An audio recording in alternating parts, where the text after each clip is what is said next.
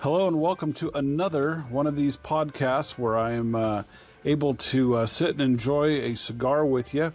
Today, I am lucky enough to have some special guests in the studio today. The first one would be Tommy Ellich. He is with the Idaho Cigar Cartel. This other one choking away is Greg with Beyond the Humidor. And I just want to welcome you guys here to the Oasis, and wanted to thank you guys for coming. Well, thank you. And thank you.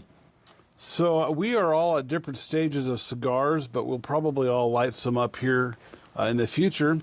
But what I wanted to do, since I have an opportunity of having special guests today, is just ask you some questions for our viewers and have you give them some answers so they can get to know you guys a little better. Cool. I'm game. So I'll ask you both. I'll start with you, Greg. What first drew you into the world of cigars, and how did Beyond the Humidor become a platform to share your passion? So, interesting two-part answer for you. I went through a very rough patch in my life about 15 or so years ago now. My best friend, Wes Robertson, you both have met. You know the crazy screwball. He's like, Greg, I'm tired of seeing you like this. I want to teach you about a way that I choose to relax. And he drugged me, no joke, kicking and screaming to his favorite cigar lounge. Okay. And mind you guys, this is years of not wanting to smoke, thinking it was bad. No, cigarettes, cigars, whatever other chosen herb you choose to pick, right. Not going to happen. I'm not doing it. And he's like, dude, really? So he takes me into Tobacco Republic. That's in Loomis, California, where I'm from. So sorry, guys. I'm from a communist state. We can convert you. You don't have to convert me. I'm already a political refugee trapped in enemy territory. That's all right. But we'll break you out soon enough. Yes. So he brought me up to Tobacco Republic, and he said, Greg, this is what I do when I get stressed and I want to hang out, is I smoke a cigar. He introduces me to the purveyor of the lounge, and the purveyor goes, do you smoke? And I'm like, well, no, not really. He goes, well, what do you like to drink? It's one of his favorite questions to ask. So I'm like, so sorry, my friend, I don't typically drink a lot. I prefer red wine if we're drinking, or the occasional scotch, which you and I enjoyed last night. But he says, okay, well, let me try this then on you. You ever smoked a cigar? No, I haven't. So he goes, well, let me buy you one. Cool. He goes into the what is now the Davidoff humidor. It used to be where he kept all his flavored stuff. Long story, don't flip out for you cigar smokers that are watching this going, oh my God, that's not, trust me. It was a complete tear down and remodel. No big deal. But he goes in there and he gets this, I cannot remember the brand because it no longer is in existence, but it was a mojito flavored cigar. Wow. He cuts it, purveys it for me, gets it all lit up, nice and toasty, has me puff a few times and says, there you go. And I'm like, what am I supposed to do? And he says, can you drink through a straw? Yes. Same process. Bring the smoke into the mouth. Enjoy the taste. Enjoy the flavor. Blow out. It's all you have to do. And it ended up being like a half-hour conversation with just him. Mm-hmm. Wes completely freaking ignored. He's out sitting in the lounge smoking. And I found very quickly that Wes was absolutely right. This is the way to enjoy, to relax, to make friends. All of my friends I have now, I have met because of a cigar. Okay. To answer your question about Beyond the Humidor, so in 2018, a small group of lunatics, including myself, went to Big Smoke. It's a great little cigar event. Happened in Las Vegas for ours in this case. And we were wearing a shirt with the original logo for the Loomis Cigar Cartel. It's actually where he came from. And it was the Loomis Cigar Cartel on the back. And we were getting questions all through the event, the night before, the day after. Where's Loomis? What are you guys all about? What's this cigar thing you got going on? Who are you guys? Yeah. And I drove.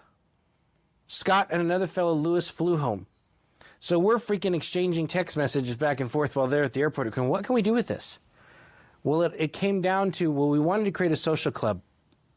And then we decided after looking into it, that's far too much work and far too much effort. But But what about this podcast trend that everybody's doing? Why can't we do that? Right.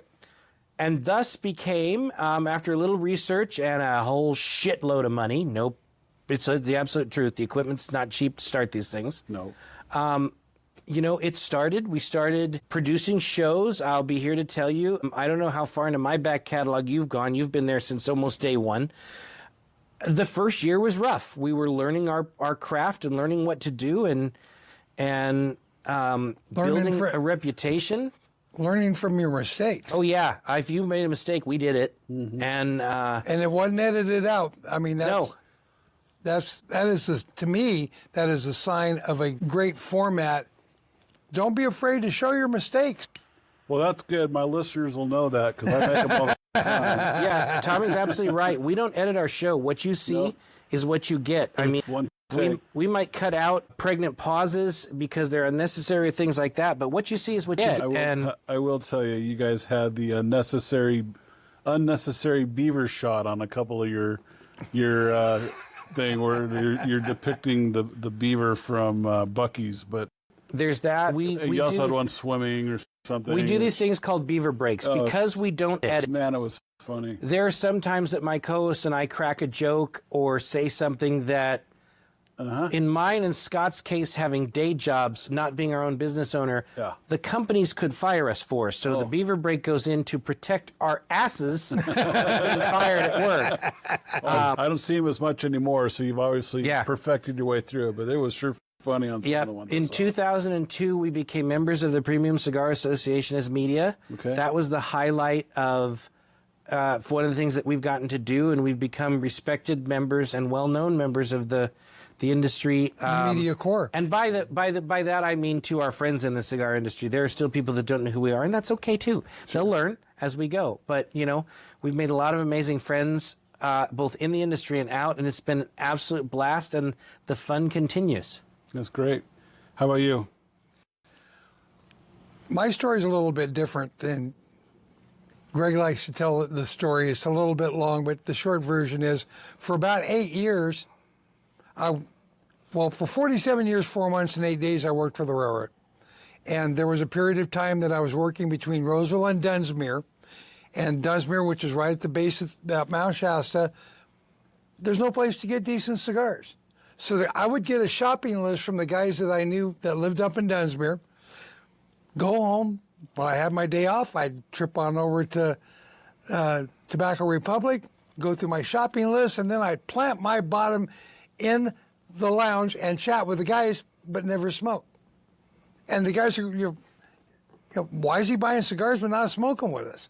It was just my goal was I was not going to enjoy this beautiful, and I don't know why I waited so long, but this beautiful pastime until I retired from the railroad.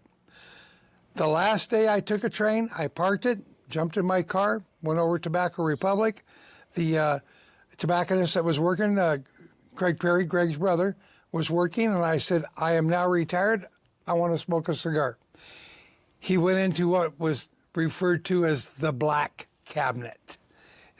All the high-end cigars were in there.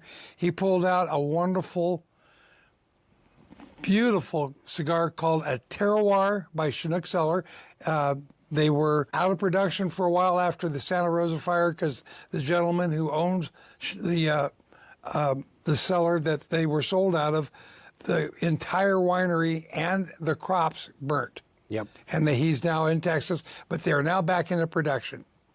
And that started me on this journey. And and as Greg said, my dearest and closest friends have come to me because of this cigar. Okay. And I love it. All right, you ready for the next question? I feel like I'm shotgunning questions at you guys. All right. So what do you think the cigar culture offers that modern society is desperately missing? Ooh, that is it. Neither one can answer first. It doesn't matter to me. So if you look at the tagline for the Loomis Cigar Cartel, which is the organization of 4 people, that's all it is. It's me, Scott, Larry, and Gorilla that run it. I have a whole bunch of people that are friends in it and things like that. But it's the podcast production, right? So it's fine cigars, spirits, and camaraderie. We have lost the ability to sit down and talk to each other. Mm-hmm. We have lost the ability to be friends and still disagree with each other. Right. We have lost the ability to overlook status. One of the greatest things, in my opinion, a cigar does is it breaks down those barriers. People talk to each other. People don't give a rat's ass what you do. They don't care what you smoke. They don't care what you drink. You are enjoying the experience of smoking that cigar. You're making friends. You're talking. That, to me, is one of the most important things. We've lost the social aspect. Mm-hmm. We've lost a respectful social aspect. And I think cigars is the perfect way to bring that back. Okay. To add on, there were times back when I was in California that I'd be down at Tobacco Republic, and I'd be smoking. Well, that's where I met Pat Walsh, who is the Pat Walsh Show, KFBK Radio. They can see it on iHeart Radio or listen to it on iHeart. If you're in the Sacramento area, they're on KFBK, AM and FM. But I'm sitting there after I started smoking cigars and chit-chatting with him and another gentleman. And after they left, one of the guys that were sitting there that I become to know, I think it was Craig. Could be. But Craig said, "Do you know who they were?" I said, "No." "Yeah, I've got no idea, but it's really nice guys." Well, the tall man, that's Pat Walsh of the Pat Walsh Radio Show, KFBK, which has a listener base all throughout the United States. If you ever listen to his program, he's got calls coming in from the East Coast, from Europe. People talk to him all the time on his show. And the gentleman sitting next to him was a general contractor who was a multimillionaire. And I had no Dennis? idea. Yes. Yeah, plumber. Yeah. As he likes to put himself, poor plumber. Poor plumber. But I had no idea. You know, and even after I realized their status in society, the second time I saw them, they were still the same. They were just a couple of guys enjoying the afternoon, smoking cigars with their friends. And that's, you know, it's a common bond that cigar smokers have. You know, that the stick is relaxing for me. One thing I hate doing at home is smoking by myself. I mean, with modern technology and being able to video herf with my friends, sometimes we'll sit there for an hour and a half, chit-chat throughout smoking a cigar, but I'm with my friends smoking cigars. Sure. I think for me that's one of the biggest things as well, is that we are so fast food orientated. I mean, everything has to be done right now. I mean, if I had to wait for 45 seconds for my entire meal to be shoved through a window at myself, then it's just taking too long. And I've been to restaurants where like the entire table's looking down at a phone. Nobody's talking. There's no conversation whatsoever. And I just think that's a shame. And I think it's the younger the generations get, it seems to me that the worse that the whole conversation is getting. Because they just don't talk at all. And I was reading an article at one point where it said that the colleges are actually now having to come up with classes to teach their college students how to talk and engage with actual humans. And I thought, how tragic is that? I mean, why can't we just have a conversation? People don't have to agree with me about everything or how I do things, and that's okay. But we have a commonality where we can sit and relax and turn off the outside noise and just have meaningful conversations and enjoy ourselves a good cigar. Mm-hmm. And that's the thing that I really enjoy about it. One thing that I love about Tobacco Republic and going into Tobacco Republic is probably the only lounge that I know of that they have no TVs at all.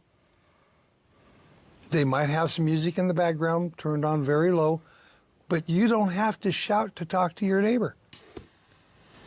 Nice. You know, there have been lounges that I've gone into, you know, I could barely hear myself think when I'm talking. Mm-hmm.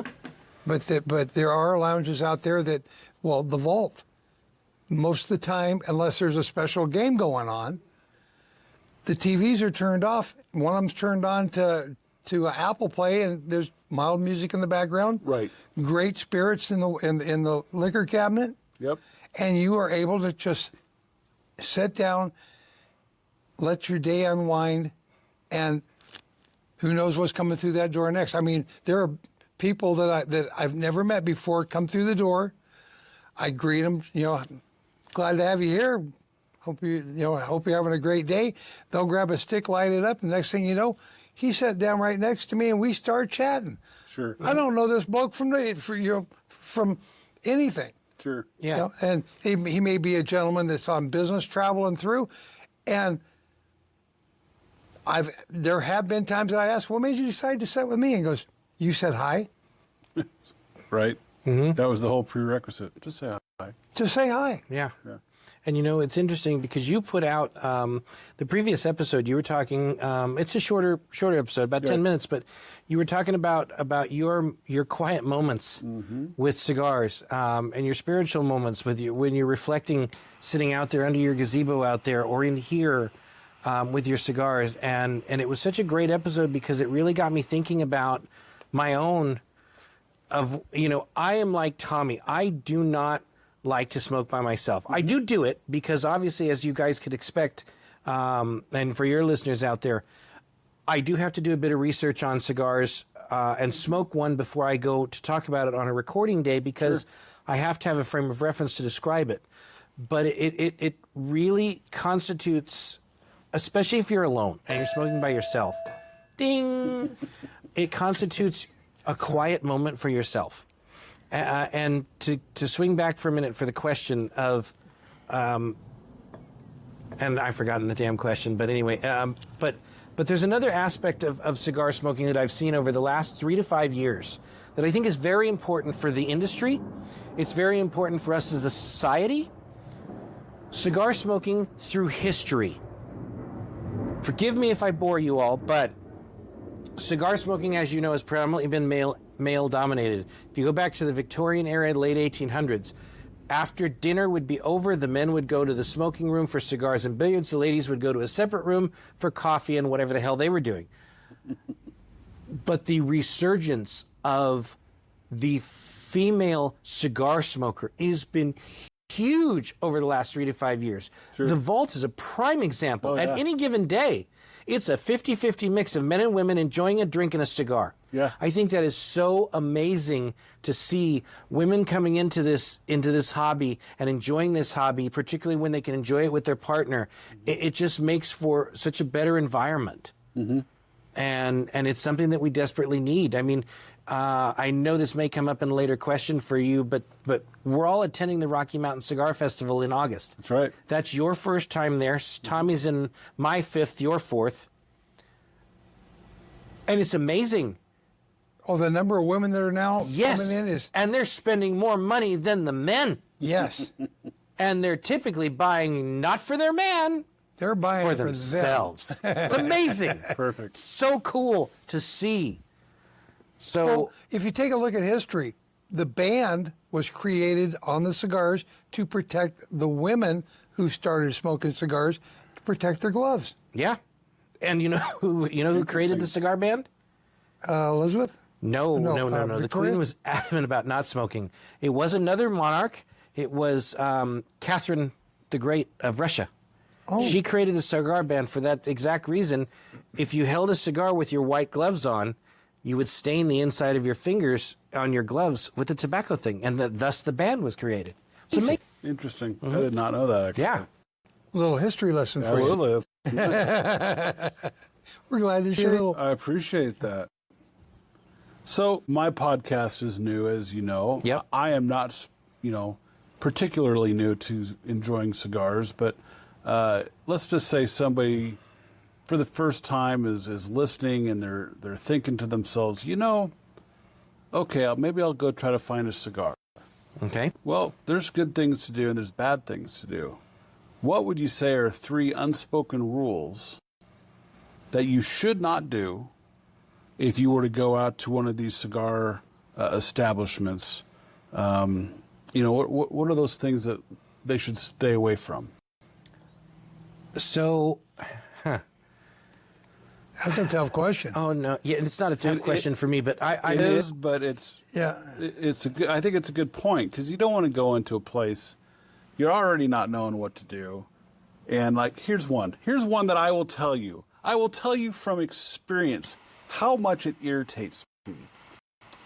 A brand new person or a person that's been going there often, you already know where I'm going with this. And they take the cigar and they want to know, they smell it, and then they stick it in their mouth, moisten that bad boy up, just really enjoying the flavor of it, and then go over to the public cutter to cut the end off with the moistened end down and use that cutter.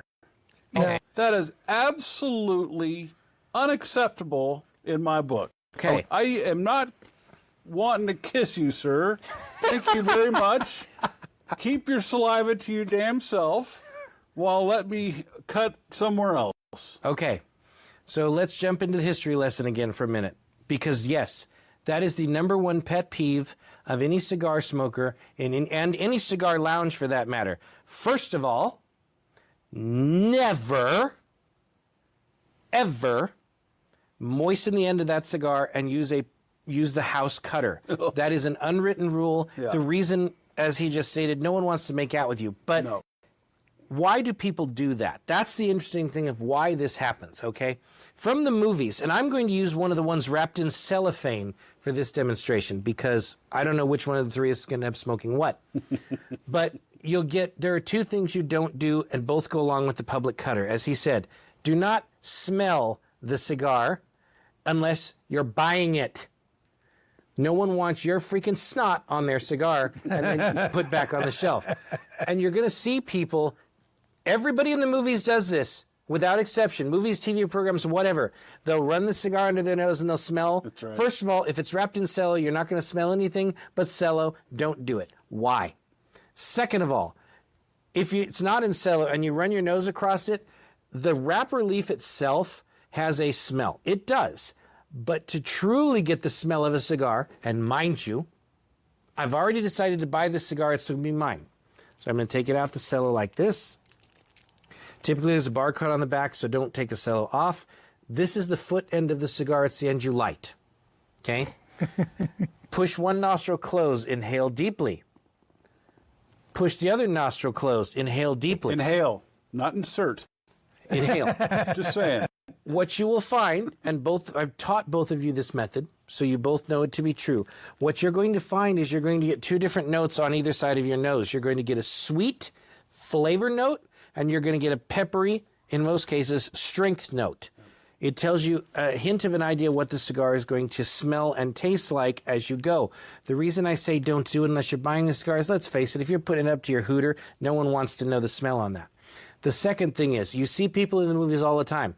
And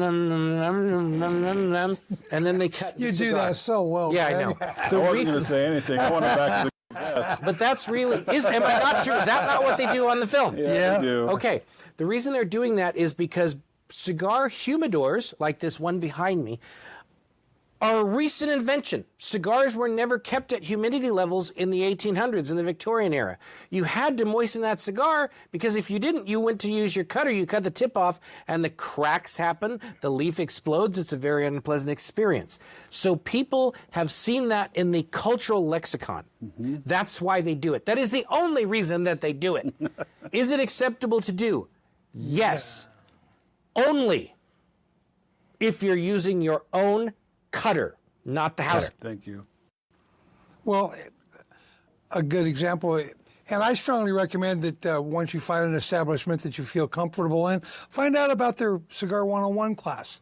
The one thing that you will learn, because they will give it to you, is your own cutter and your own lighters. Mm-hmm.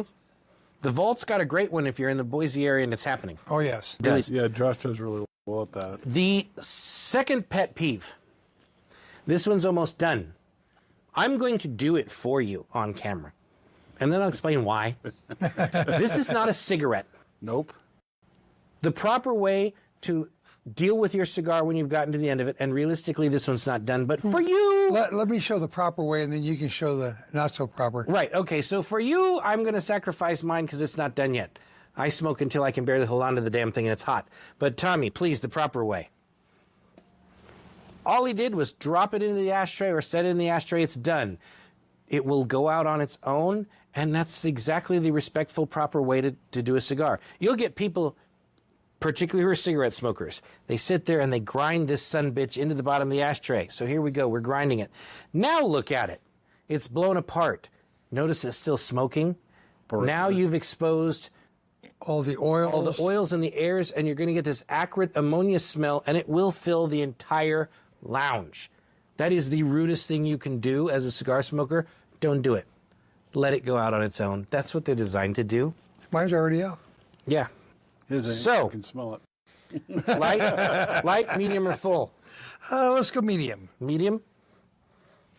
I'll be kind and take the cello that I have so lovingly salivated off of it. As long as you guys deep throat your own, it's fine. Thank you, sir. All right. I think I'm going to go light. Is there or do you want to go light since that's a full? I don't care right now. Okay, I'm going to go full, then I'll leave the light one for you. So, oh, and you said there's a third one. No, so that's what I was saying. Do you have a third one? I do. Do you have a third one? I do have a third one, and this is not a pet peeve or an unspoken rule. It's just a piece of advice. Cigar lounges are meant to be, unless, as we discussed earlier, they have televisions and they really don't want you talking to each other. It's meant to be a social thing. Mm-hmm. But here's the one thing I will say is, in my first time going into a lounge, I'm a seasoned smoker. I'm a host of a podcast. And those people that know me and know what I do, they're going to look at what I'm doing. Read the room before you open your yap. Gauge the conversation. Because, you know, the offensive things to talk about, politics, religion, your medical history, things like that.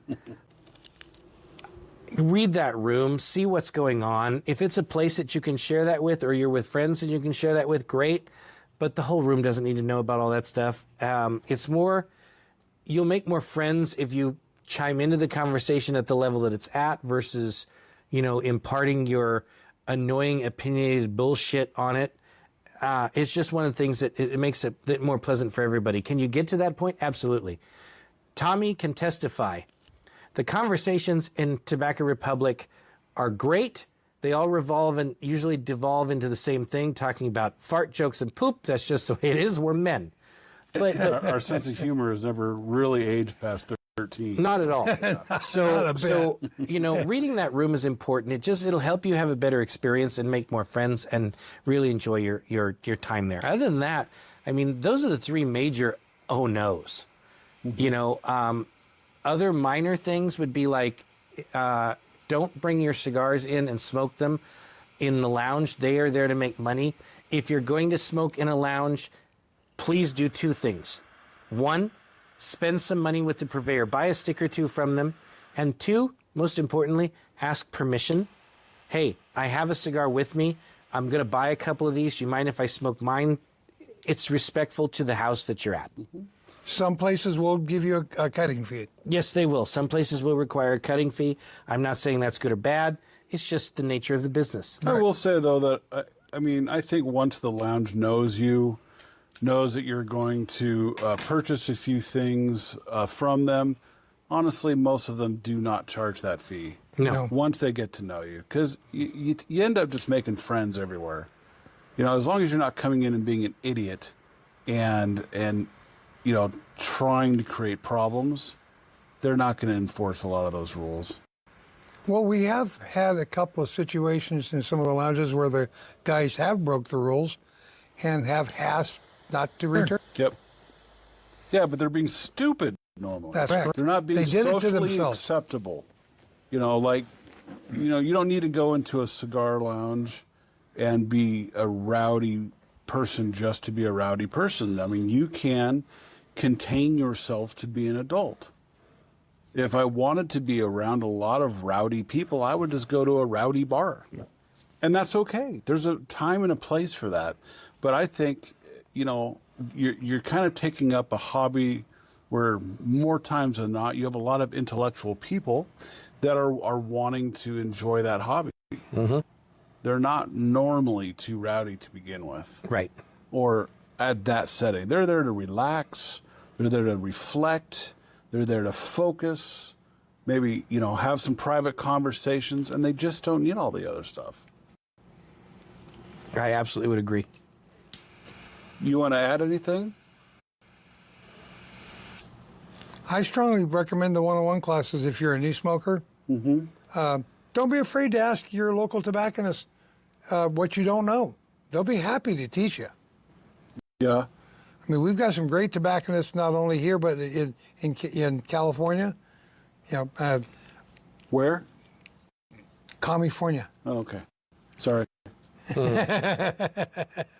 But they're there to help. They're very most of them are very knowledgeable. There are a few cases where the person that is the per se tobacconist is not as knowledgeable as they could be, but that's the establishment's responsibility to bring in knowledgeable people that know their tobacco. Well, there's always training that's available, I think, for anybody, not only for the PCA's got a great tobacconist certification program. Yeah, that'd be really good. Problem with PCA is that's not going to be at the consumer level. There is one. Yeah, Tobacconist University. Tobacconist University. I'm sorry, not PCA. Thank you for the correction. Okay, so what is one cigar that has surprised you, either good or bad, and what made it memorable? Well, my first cigar, of course, being the terroir and never knowing what to expect, was a fabulous cigar. And throughout time afterwards, I've come acquainted to cigars that in my normal smoking I may not have ever smoked. A perfect example, 1502 XOs. Yeah, it's a little bit pricey, but once I got one in my hand and was able to smoke it, it was, where have you been? Mm-hmm. And they have become a truly a go-to special event. This is what I'm going to celebrate with cigars. Mm-hmm. Mm-hmm. And they're wonderful, absolutely wonderful. You really want me to tell this story? Come on. Yes. Okay. 3 years ago, through a process that we will not discuss on this program, Tommy acquired some cigars from Caldwell Cigars called the Last Czar. Tommy and I were sitting. Yes, Tommy and I were sitting at his place in Parma under the gazebo, watching one of the most incredible thunderstorms I have ever seen. We don't get these in California. And God gave us a light show that was unbelievable. It was spectacular. So he pulls out these two cigars, proceeds to tell me about their history in a little bit and that they're special and everything like that. And I'm like, okay. We cut, we light, and it was immediate to me from that first puff. And that is, you're toasting the foot and then you bring it up and with heat still, you take that first puff. Under normal circumstances, it's a bit harsh because of that flame there. Sure. But it was so lovely. There was no harshness. It was full, rich, bold, coffee notes, chocolate notes, leather notes. Everything was there. Complete cigar package. And it didn't hit you in the face. No, and I loved it. And then he was hooked. Fast forward a year, 2 years ago, the factory that makes the Last Czar for Caldwell burned literally to the ground. With all stock. Everything was lost. The wrapper leaf was always meant to be a one-time run, but they had tons of it left. It was a beautiful Brazilian wrapper leaf for the Last Czar. All of it was burned up, gone. So Robert Caldwell, who owns the company, announced, I'm sorry, but unfortunately, due to the fire, the Last Czar is now discontinued. Mm. As you all know, I was screwing people left and right buying these things on Cigar Bid, and I have 600 of them, 60 boxes. Yes, I know it's obscene. Do I care? Absolutely not. Because it is my number one cigar. It is my favorite cigar. There's no ifs, ands, buts, whatever. Sorry to all the rest of you that are my friends that own lines. That's the favorite. It is what it is. It was so surprising because of the experience of him and I smoking it, the location, what was going on. It made it memorable. It made it stick. The flavor was amazing. So now it's one that I like. And it's one that now I have to freaking ration out, not only to myself, but to those that are closest to me because they all enjoy it. I mean, literally, the guys up here in Idaho, I shared them with them, and now it was a mad dash to buy them all. Yep. And they're now gone. I haven't seen them for sale for several months now. Sadly, I haven't either. So, and then they're surprising. You mentioned also surprising on the negative end. I will tell you, as a cigar podcast host, will I talk about negatively about a cigar? Absolutely not. And here's why. Okay, let me rephrase that. We have bashed a cigar pretty good, but it was a $1 freaking cigar, and it was literally terrible. We've done it once. But it was done tongue-in-cheek as a joke because, if you'll forgive me because this is your show, Fine. The cigar is called the Fighting Cock. The jokes literally wrote themselves. Here we go. Okay? So, yes, we beat that cigar up pretty good. As a general rule, though, I don't beat up cigars. I don't bash cigars because here's the thing that everyone doesn't know. The three of us here, we all have different palates, different flavor profiles, and different experiences. Yep. I might smoke a cigar that I absolutely love, so I bring some up with me when I come up here to visit, and these two smoke them. And my response will be, not my wheelhouse. Exactly. But you might decide you love it, and I do love it. The thing is, if I get a cigar that I don't particularly like, I still need to tell you what its flavor profile is, what its tasting notes are, because just because I don't like it, there's something off about it for me. Doesn't mean that there aren't thousands or hundreds of thousands or millions of people around the world that like this cigar. So it's hard to put negative on the experience because there isn't really a negative experience. People have negative experiences with cigars because something they have done is what goes wrong, not the cigar. That's my story. It's I used to live up along the West Coast, and I would go to the ocean and sit by myself, quiet everything around me, and have a cigar. And I had a go-to cigar that I really enjoyed. They were rather, they weren't really expensive, but I mean, if you have a bunch of them, they can catch up quick. Excuse me. And then I left the hobby for a while. And when I came back, it was during some times in my life that I've experienced a lot of loss in my family. And those are different stories altogether. But I said to myself, I need to have a time of reflection. And I went and I grabbed that same stick. And it was horrible. It was the worst stick ever that I'd ever stuck in my mouth. And it was so disappointing. I almost just kind of gave up and threw it out. And I'm a little bit stubborn, so out of spite, I smoked that sucker. But I'd found out that there were some internal changes with that particular cigar. There was an ownership change as well.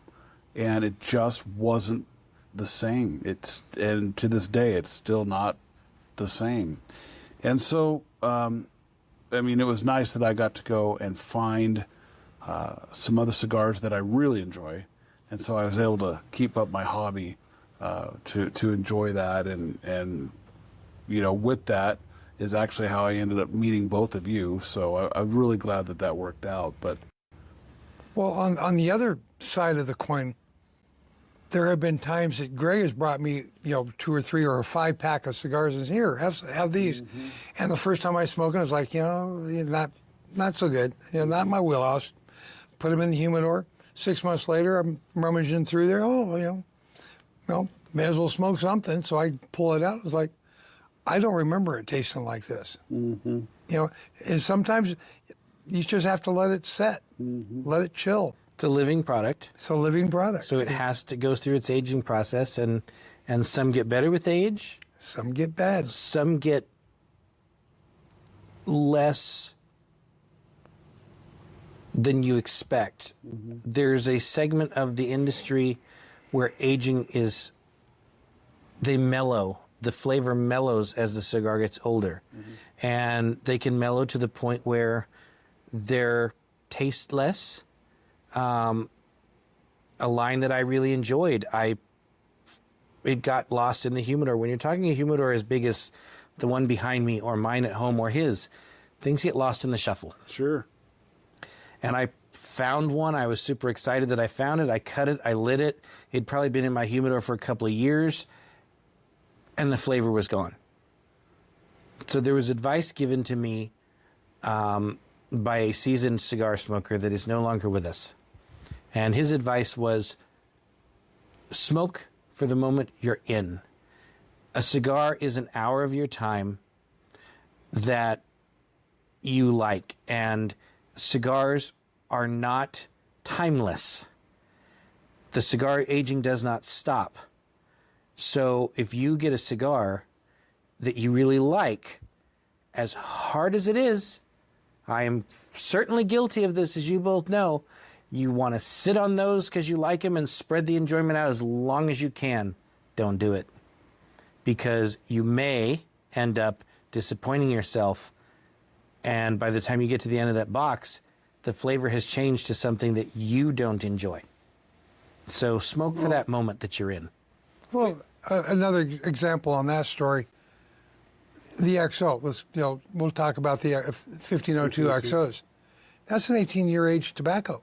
I mean, it's already aged before they even roll it. Mm-hmm. It's not going to live forever, but they work that tobacco and they know what they're doing for 18 years before that tobacco's even put together. But when that cigar is put together, it is at its prime. Yep. And it's going to be interesting to see what a couple of them are going to smell like 3 or 4, or taste like 3 or 4 years down the line. True. But as Greg was saying, right now, right here, is the best time to smoke it. And I'll segue into the next question with this. You and I have had a conversation about how there's a place over the pond that has Churchill's cigars. They're behind the glass. Yes. Oh, J.J. Fox, Piccadilly Circus, London. Okay. I know it's wrong, but that would be a figure that I would love to sit down and have a cigar with, have one of his cigars, what he actually smoked. I know they were Cuban, but that's a whole different thing. And just see where the flavor profile is now. Yeah. So what he's talking about is J.J. Fox in London has the humidor that Winston Churchill had when he passed away. All the cigars are still intact. They keep them humidified. You can see them. They're behind glass. By now, I would be scared to try. Yes, I'd be interested to try one, but oh my, I don't know what the flavor profile would be. But if they're kept at their humidification and level and their temperature, they will last forever. Right. So that's my question. If you could sit down with any historical figure, past or present, who would it be, and what would you smoke together? Well, I mean, for me, it would be the greatest cigar smoker of all time. Let's sit down with Sir Winston. Tell me what it was like to run the government during World War II. What was it like to be the PM, to be the one in charge? I mean, that man smoked more cigars a day than anyone I know, and he smoked only Cubans. In fact, the size Churchill, 7 inches by 47 ring gauge, was named in his honor. Right. And he's just such a interesting character. The only way we have to see that now, and I've thought about doing this now, is sitting down with a cigar. And he was a prolific author. His books are still in print. That's the only way I'm going to be able to sit down with the man now, is to read his books. What would I smoke if he were alive next to me? I would let him pick out of his humidor what we would smoke, because it's going to be a Romeo, a Monte Cristo. Yeah. It could be a Partagas. Yeah. He smoked prolifically Churchills, prolifically Cubans, because at that time there was no embargo. And I know his favorite brand, I believe, if I remember right, was Romeo and Julieta. Yep. So That's what I remember. I'm game. Let's go. I think it would be so much fun. How about you? Any ideas, Tommy? I'm going to go a little off kilter because I think I'd have fun smoking with George Burns. That's not a bad topic either. Look, Heck, I always had a man stick, didn't he? has been reported to smoke up to 20 cigars in a day, Sure. and he lived to be over 100. Yeah. I love that skit on Johnny Carson's show when he says, well, what do your doctors have to say about you smoking cigars? Most of my doctors are He dead. did. But you know what his cigar of choice was? It was machine-made, not hand-rolled like these. It was the El Producto. Really? That's what he would smoke constantly in Churchill. Wow, that's crazy. What's your take on the rise of all these boutique blends versus the legacy blends, since we're talking about those? It's an interesting question because, They both have their place. well, first of all, let's talk about boutique for a second. Okay. What defines boutique? There's no standard. There's no industry standard. It doesn't really matter. I love the fact that we are in a cigar boom period. We have come out of the bust of 2008. We're now in a boom period. We have beautiful boutique brands coming out. To name a few off the top of my head, 1502, Apostate, Warped, Cavalier. They're all making phenomenal cigars at varying price points depending on where you live. Your experience may vary. But they make phenomenal cigars. They're typically making short runs or smaller runs. But they have their legacy lines as well. Their legacy is just smaller. It's younger. So for me, that's really hard because I don't think of boutique versus legacy. If it's a good cigar, it's a good cigar. The legacy brands, for example, the Rocky Patels, the Fuentes, the Partaguses, the Cohibas, they have history because the brands have been around since the late 1800s. Obviously not Rocky Patel, but the others have been around since the late 1800s. They started in Cuba. They now have a new world presence, which is what you call cigars made in South America, Central America, I'm sorry. So they have time. They've perfected their craft. They are undoubtedly and always consistent. You never, I won't say never, you hardly ever get a mistake in production. The flavor is exactly the same year to year, box to box. They are literally perfect in what they do. But the new guys have somehow figured it out and are doing the exact same thing. So it's very hard for me to look at the new kids on the block and compare them to the legacy because they're doing it. They're making a name for themselves in the consistency, the quality, and everything. So it's very hard for me for that because, as Freud said, sometimes a cigar is just a cigar. Okay. The quality and the craftsmanship behind them, whether they're new or old, is stellar. Okay. Ditto. Okay. I think for me, I like the ones that are the same, day in, day out. I've been introduced to a few of those, and I do like those. So I know what I'm getting. Like, Right. you know, if there's always going to be a little variant because, you know, even like a bottle of wine, you know, the difference in this year versus that year, you know, it's definitely going to change on what you get across your palate when you're actually drinking that wine. It's the same thing, I think, with cigars. What I've liked about the boutique cigars, and there's one that I'm thinking about in particular, is that there's some blends that I would never, ever have tried. Candela cigars for me is not really something that's in my wheelhouse. It's not in my palate. It's not something I would sit down and enjoy ever. However, there is a boutique out there that sells the Feathered Serpent. And it is a Candela. And it is probably one of the smoothest, nicest, most pleasant cigars I've had. I don't smoke them a lot, but I will. I'm not afraid to go out and buy that one. Yeah. I've had other Candelas that I think are just... Be better off out there mowing my pasture. Yeah, just go to your pasture and grab some hay or something. I mean, they're just horrible. But the Feathered Serpent, I really enjoy. It's great stick. I'm with you on that. They are a spectacular cigar. I'm glad that we met them. Mm-hmm. The guys are just spectacular. Sorry about that. Yeah, I've only met them once. They were up here for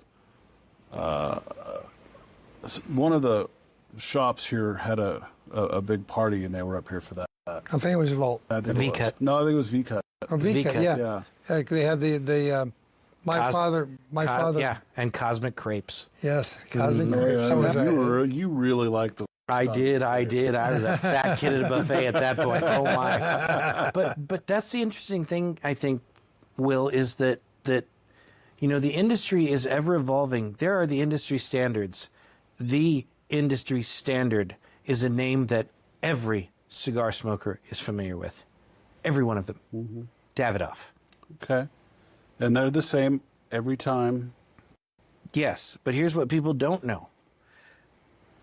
And this is the insider look at it, okay? Tobacco production year 2022. Tobacco production year 2023. Mm-hmm. Are the growing conditions the same? No. No. This is where the magic and the artistry comes in. Yeah.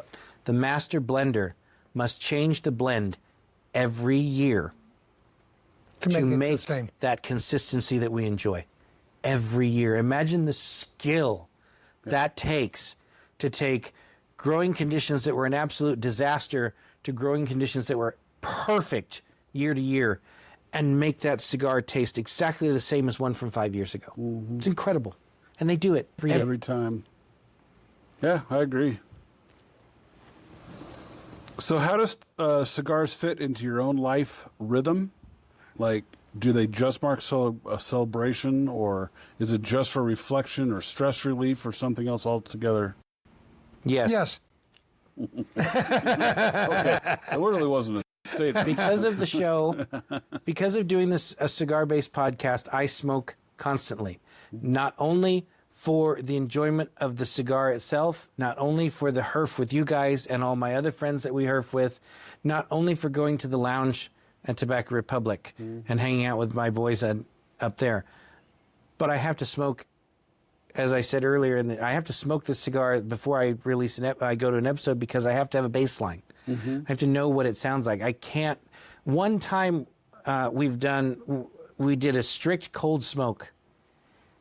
Never seen it before, and it was an amazing experience. It was great, but it's very hard off the cuff to fill that hour on the show.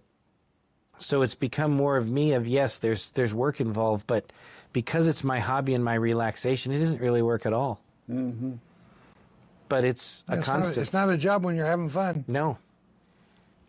Mm-hmm. But as you know, for me, I've smoked in sorrow, I've smoked in being happy, I've smoked when I'm angry, I've had a shit day at work, I'll light one up on my drive home and I'm calmed down and relaxed. It's just, they make it to where you can breathe and take a moment for yourself and get the world right. Okay. Even if it is your own little space that you can control. You know, to add on to what Greg was just saying, I lost my wife in 2023 to cancer. But when there were days that I would just kind of get under her thumb, and she'd walk over to my cigar box, pull out my keys, throw them at me, and say, "I know where you're going. Go have one." Nice. Get the hell out of the house. Get the hell out of the house. Go smoke a cigar, because you're going to be a different person when you get back, and I will like that person. Right. But what's here now, go. Right. Right. No, I can definitely relate to that myself. Mm-hmm. All right. So as we wind this down, what is one thing that the audience would be surprised about you? About me? I'm so good. Okay. No, well, good. I should have put a bucket over here to throw up in. I got one right there. Well, yeah. No, that's the dog bed. No, For all those ASMR people that are listening. Like I said earlier, there have been times that I'd be sitting in the vault and the guy would walk, a person would walk, it could be male, it could be female. Excuse me, female. And you can't judge a person by the cover. I mean, take a look. I can't remember the gentleman's name, but we call the senator from VCAT, the guy with all the tattoos. Oh, Jake? Jake, thank you. You look at him on the street and you think that he is, solid core, gang related, crazier than shit. Yeah. Well, But you sit down and smoke with the man, very intelligent, nice fellow. very, very personable. There was some issues that I had in my life with my family that I told him what was going on. He said, "Bring it down. We'll find it." And he's just that kind of person. So you can't judge a person by its cover, And as I said earlier, just say hi. You'd be surprised how many people become your friends. Just say hi. Communication 101. Communication 101, exactly. How about you? What would the audience out there be surprised about you?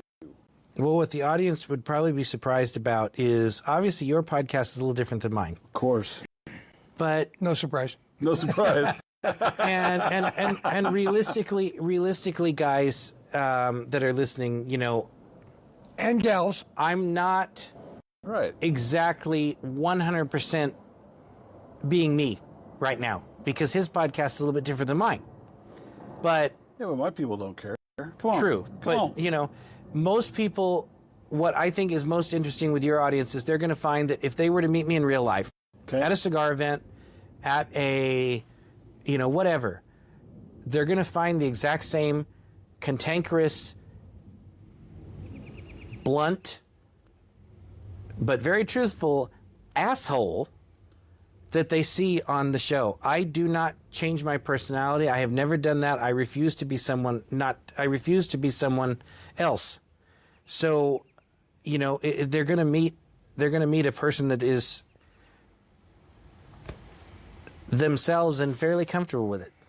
Okay. And I think that too, to go back to your very first question, is something we're missing. Yeah, I know. I agree.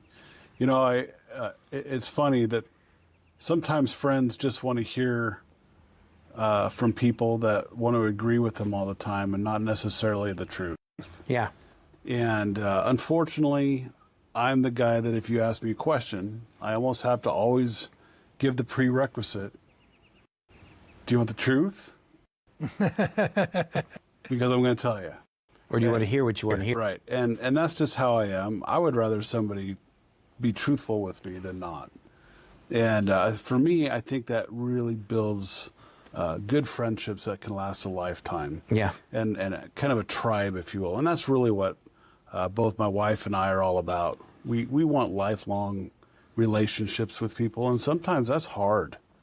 But I guess that would be a surprise or no surprise to people that know me is that I am pretty forthright with trying to be truthful with somebody and kind of let them know. Mm-hmm. I agree. You just look the way you do. That's what surprises. No, I was looking at the camera, so I was talking to people. I agree. Okay, well, hey, we'll wrap this up. It's been going a while. My cigar is definitely just about over. You guys are about halfway through, it looks like. Yep. If the audience wants to find you, where do they go? When you want to look for us and find out more content and Facebook information, Idaho Cigar Cartel Group is what you want to search. If you see two of them, one of the icons will be black and white, one will be in color, red, white, and blue. Go to the one in color. Kind of like the shirt there. Kind of like my shirt right there. Okay. Oh, geez, put that away. Oh, there with the R-rated. Oh, Went to R-rated. great. Now I got to put it up for kids can't watch it. Yeah. How about you? How can they find you, Greg? The easiest way to find me and my crazy cohorts on the Beyond the Humidor podcast is to go to our website. That's loomiscigarcartel.com. Click on the About Us section.